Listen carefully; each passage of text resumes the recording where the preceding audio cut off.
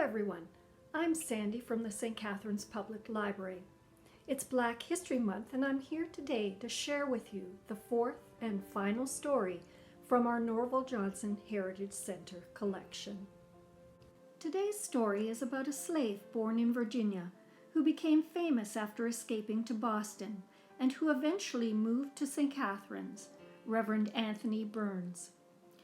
Anthony Burns was born to enslaved parents in Stafford County, Virginia in 1834. He not only worked for his master quarrying stone, but was also hired out to work for others. In February of 1854, he was working on the docks in Richmond, Virginia, when he decided to escape by stowing away on a boat bound for Boston. His master discovered where Anthony was working and with an agent arrived in Boston hoping to bring him back to Virginia. He had Anthony arrested on May 24, 1854. His case would have been heard the next day by the commissioner, but Richard Dana, a young lawyer, convinced the commissioner to adjourn the hearing for a week in order to give Anthony time to seek a proper defense if he so desired. During that one-week extension, news of his capture and imprisonment traveled throughout the city and beyond. Anti-slavery supporters in Boston and in surrounding towns were encouraged to show up and protest Anthony's return to slavery. In all, 40,000 to 50,000 protesters showed up. Many riots ensued, and during one, an attempt was made to try and break Anthony free from his prison in the courthouse. They were unsuccessful in their attempt, however, and on June 2, 1854, the court ordered Anthony back to Virginia.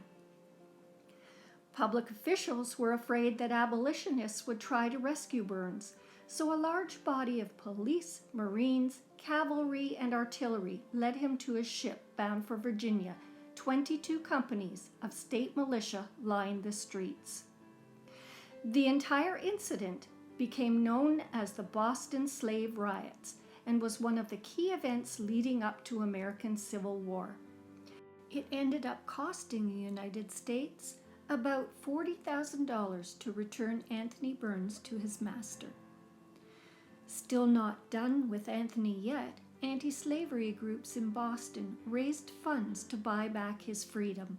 The purchase took place the following year in 1855. Supporters also paid for Anthony Burns to attend Oberlin College, a Baptist seminary college in Oberlin, Ohio. He became a minister, pastored a Baptist church in Indianapolis for a while, and then in 1860 moved to St. Catharines to serve as pastor of the Zion Baptist Church, located on Geneva Street at that time. Reverend Burns suffered from ill health and died 2 years after he came to St. Catharines on July 27, 1862, at the age of 28. However, during those short 2 years, he managed to make many necessary repairs to the church and to free his church from debt. He was very well liked by everyone in the community. The stone over his grave, which can be found in the Victoria Lawn Cemetery in St. Catharines, reads, "In Memoriam, Reverend Anthony Burns, the fugitive slave of the Boston riots, 1854, pastor of Zion Baptist Church, born in Virginia, May 31, 1834, died in the triumph of faith in St. Catharines, July 27, A.D. 1862. Thank you for watching today's story about Anthony Burns. There is so much more to learn about his eventful life, and the end of Black History Month should not signal the end of learning.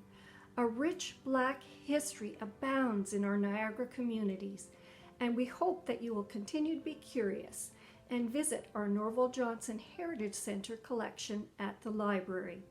I'm sure you will be provided with many more stories of interest and note.